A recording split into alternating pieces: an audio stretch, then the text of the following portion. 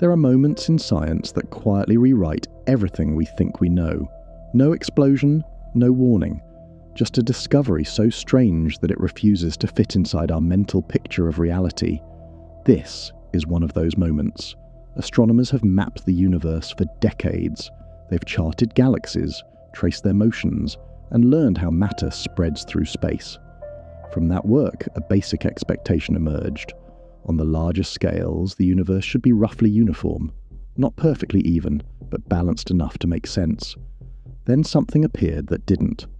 A region of space so vast, so empty, that it immediately raised an uncomfortable question.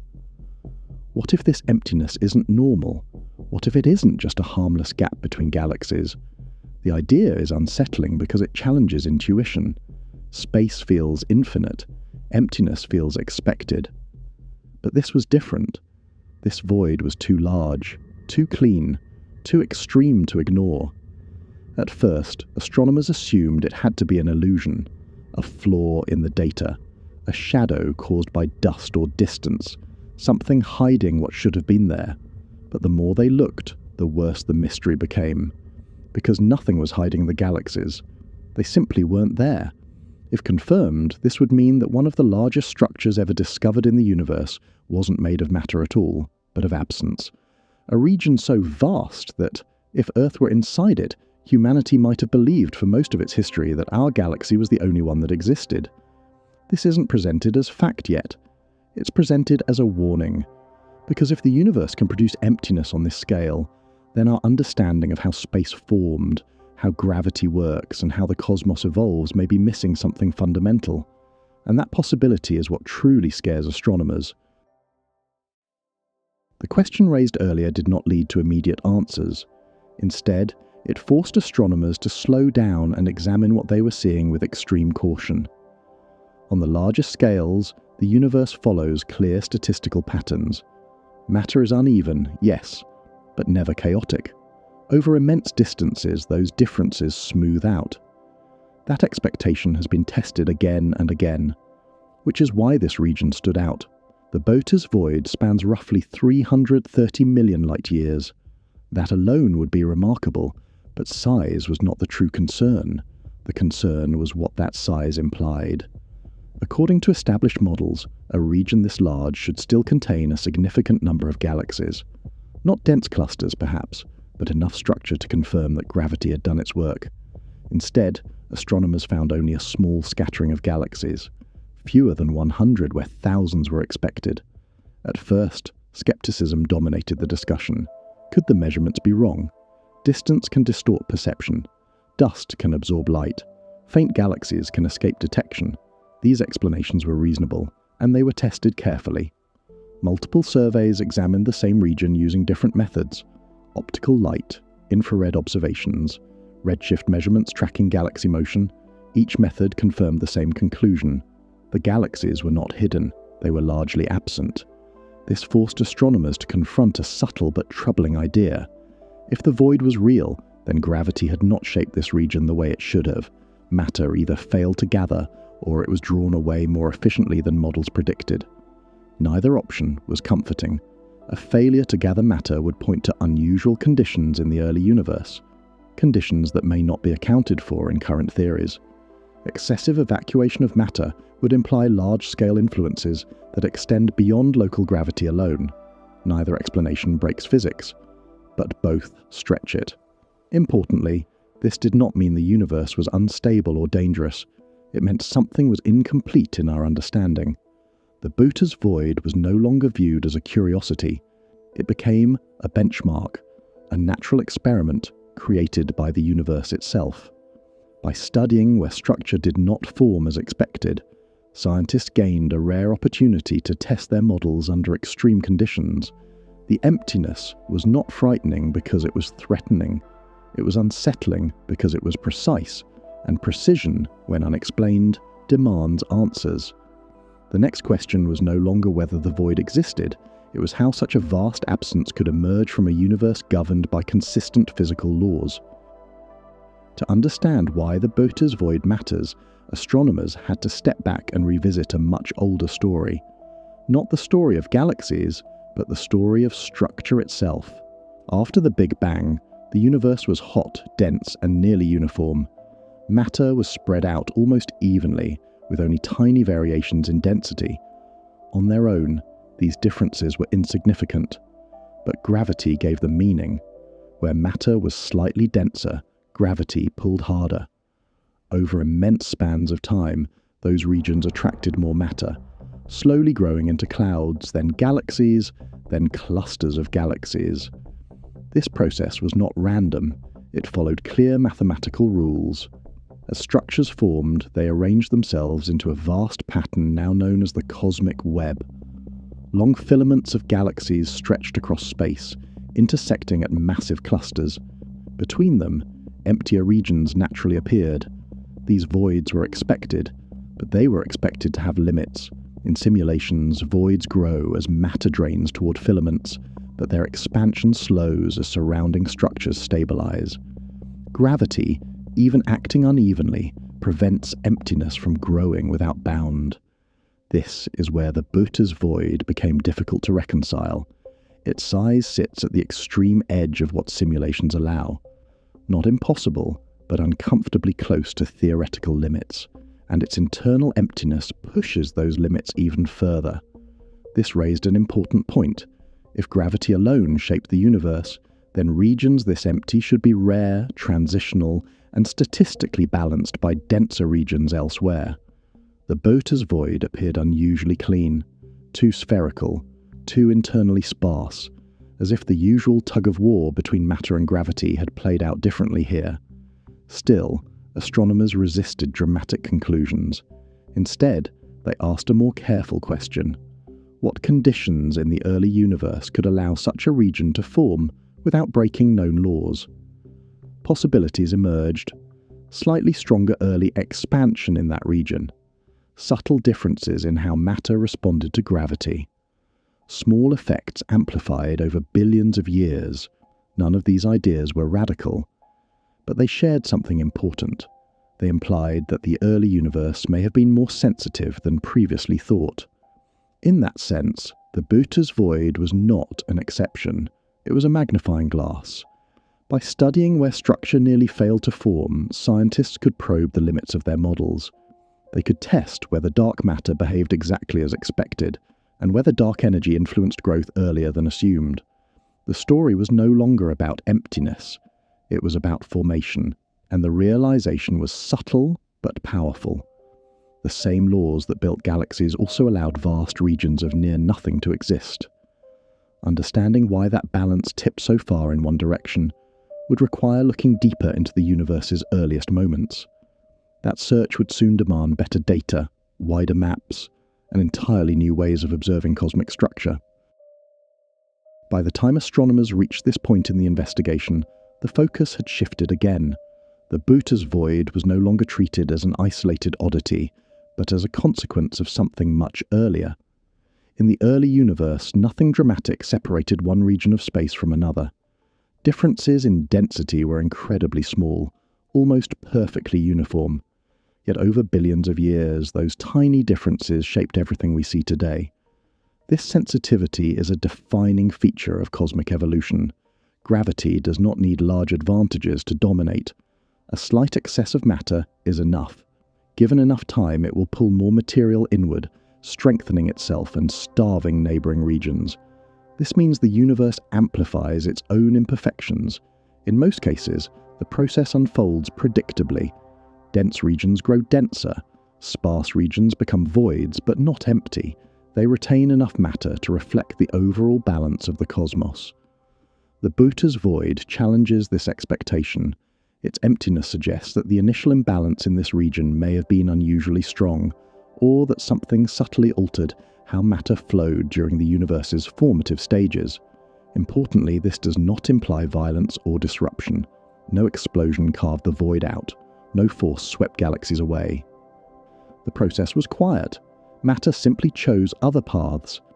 As filaments grew elsewhere, gravity drained material outward, leaving behind a region increasingly isolated from the cosmic web. Over time, the contrast sharpened. Dense structures became denser, the void became emptier. Simulations show this effect clearly, but rarely to this degree. That gap between expectation and observation is where scientific attention focused. If small early differences can grow into structures hundreds of millions of light years across, then understanding those differences becomes essential. It means the early universe was not only orderly, but finely balanced. Even minor variations could shape the future on the largest possible scales. This realization reframed the Boötes Void once again.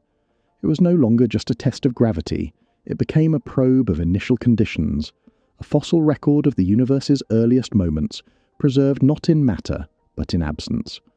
By studying how empty this region became, astronomers could work backward. They could estimate how matter must have behaved billions of years ago, long before galaxies existed.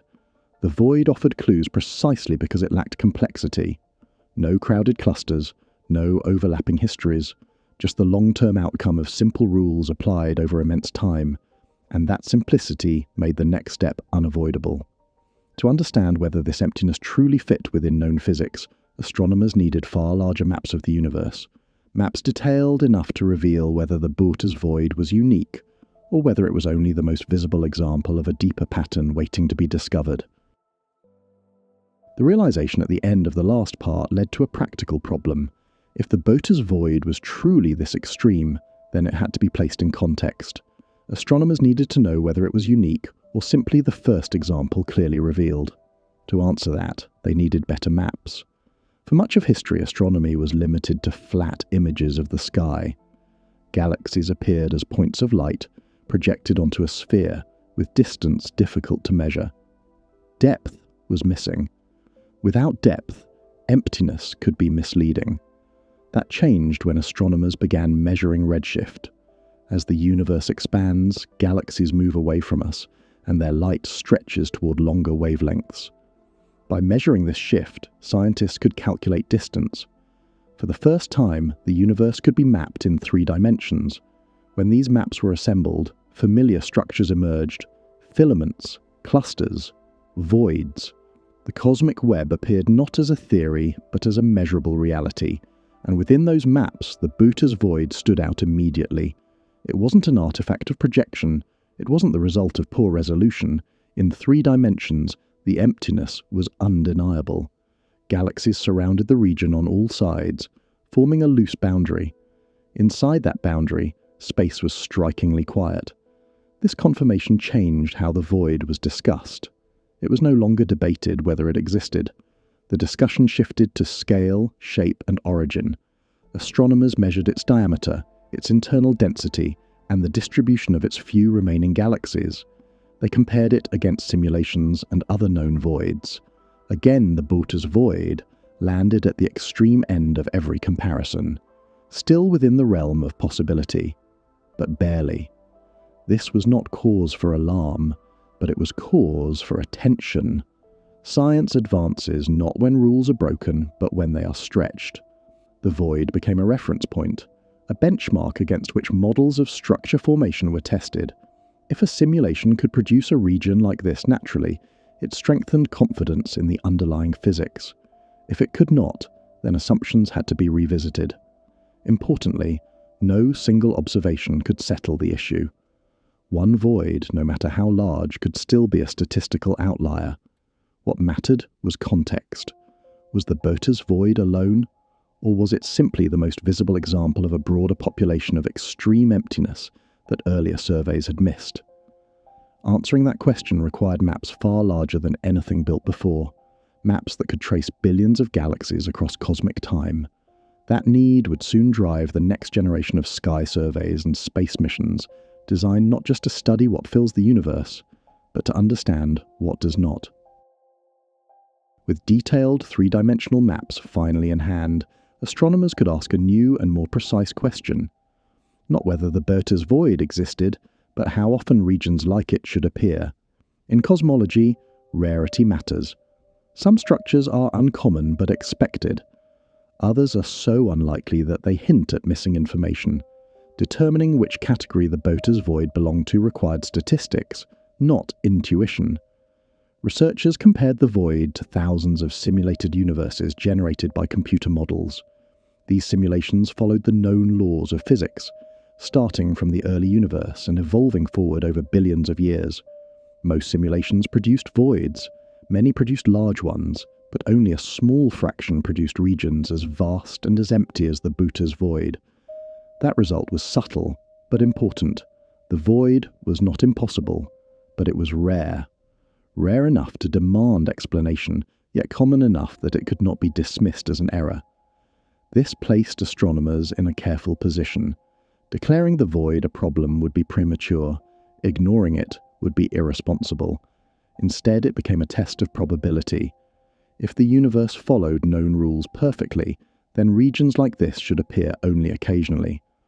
One or two across the observable universe would still fit within expectations, but if more were found, especially with similar properties, the implications would grow stronger. That realization sparked a shift in strategy. Rather than focusing on a single void, astronomers began cataloguing many. They measured their sizes, shapes, and internal structures, building a statistical picture of cosmic emptiness. In this broader context, the Boötes Void remained exceptional, but no longer isolated. Other large voids existed, though none quite matched its combination of scale and sparsity. This pattern suggested something important. The universe allows extreme outcomes, but only under very specific conditions. Slight changes in early density, expansion rate, or matter behavior could be amplified into enormous differences billions of years later. The Boötes Void appeared to sit at the edge of that amplification. It was not evidence of failure. It was evidence of sensitivity, and sensitivity has consequences. If the universe reacts strongly to small variations, then understanding those variations becomes critical. Dark matter properties, dark energy behavior, and even the timing of cosmic expansion all play a role. To refine those measurements, astronomers would need data of unprecedented scale and precision. That requirement pointed toward a new generation of surveys, designed not only to map galaxies, but to map the spaces between them. Because in a universe shaped by subtle differences, emptiness itself becomes one of the most powerful sources of information we have. By this point, the investigation had moved beyond what could be seen. Galaxies alone could no longer explain the patterns emerging from the data. To understand why regions like the Boötes Void form and persist, astronomers had to account for what dominates the universe but remains unseen. Most of the universe is invisible. Normal matter, the kind that forms stars and planets, makes up only a small fraction of cosmic content. The rest is composed of dark matter and dark energy, substances detected not by sight but by their effects. Dark matter acts as a cosmic scaffold. It provides the gravitational framework that allows galaxies and filaments to form. Where dark matter is dense, galaxies follow. Where it is sparse, structure struggles to emerge. In voids, dark matter density is extremely low. This matters because gravity behaves differently in such environments. With little matter to pull inward, expansion becomes more effective. Space stretches more freely. Over billions of years, this subtle advantage compounds. The Boötes Void appears to be a textbook example of this effect pushed to an extreme. As matter flowed into surrounding filaments, dark matter reinforced those regions, strengthening their gravitational pull. The void, meanwhile, lost material and became increasingly isolated. Dark energy added another layer. Unlike gravity, dark energy drives expansion. Its influence becomes more noticeable where matter is scarce. In dense regions, gravity resists expansion. In voids, there is little resistance. This means voids do not simply remain empty. They grow. Not by removing matter violently, but by allowing space itself to expand more efficiently inside them. Over cosmic time, this makes voids larger, emptier, and more spherical. The Boötes Void's size and shape suggest that dark energy played a significant role in its evolution, not as an anomaly, but as a natural consequence of how expansion behaves in low-density regions. This realization reframed the void once again. It was no longer just a product of early conditions. It was also an active participant in the universe's ongoing expansion. That made voids powerful tools. By studying how empty regions grow, astronomers could infer how dark energy behaves on the larger scales. Small differences in expansion rate become easier to measure where matter offers little interference. The Boötes Void, once seen as an absence, became a signal, a place where the invisible components of the universe reveal themselves most clearly. Understanding this connection required more than isolated observations. It demanded precise measurements across vast distances and deep time, and meeting that demand would soon push astronomy toward an entirely new era of observation, built specifically to map the dark universe itself. Once voids were recognized as tools rather than gaps, the priorities of cosmology shifted. It was no longer enough to map where galaxies were. Scientists needed to map where they were not, with precision equal to that used for matter itself. This marked a turning point. Traditional surveys had focused on bright objects. Stars and galaxies were easy targets. Empty regions were background, not data. That assumption quietly disappeared. To study voids properly, astronomers needed maps that were both wide and deep, wide enough to capture the largest structures, deep enough to trace how those structures evolved over billions of years. Ground-based telescopes could not do this alone. Earth's atmosphere limits precision, and no single observatory can survey enough sky fast enough. The solution was scale. Large collaborative surveys began scanning millions of galaxies, measuring their positions and distances with unprecedented accuracy. Each data point added depth to a growing three-dimensional map of the universe. As these maps expanded, voids emerged with clarity, not as vague gaps, but as defined regions with measurable boundaries, shapes, and internal properties. Astronomers could now track how voids changed with time, how they expanded, and how they interacted with surrounding filaments. The Boötes Void became a reference case. Its size made it impossible to ignore. Its emptiness made it ideal for testing theories. By comparing it with smaller voids, scientists could examine how expansion behaved under different conditions. Patterns began to appear. Voids were not static. They evolved. Their interiors grew emptier as matter continued to drift outward. Their edges sharpened as surrounding structures became denser. Most importantly, voids responded sensitively to dark energy.